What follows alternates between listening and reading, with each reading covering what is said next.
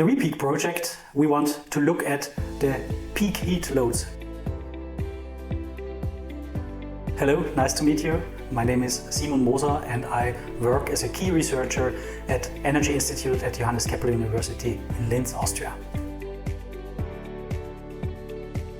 We want to look at the peak heat loads because we see that the base load is decarbonized very often, but the peak loads still are heavily depending on fossil energy. And that is one of the major challenges to be addressed to get to net zero. We primarily look at the generation side. I will say that peak heat loads is when the peak load unit is on.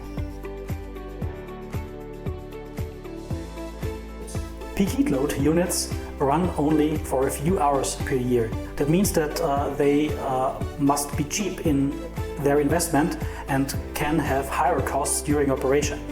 And therefore we need to look for opportunities which also fulfill this criteria but are carbon neutral at the same moment.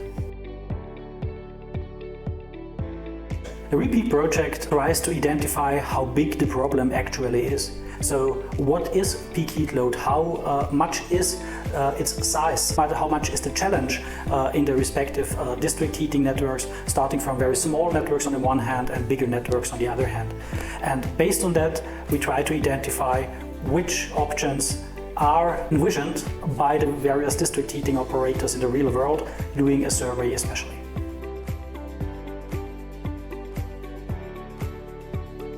District heating operators will benefit from our research as they get decision support how they can decarbonize their peak heat loads. They get a list of opportunities and they can choose the one that is right for them.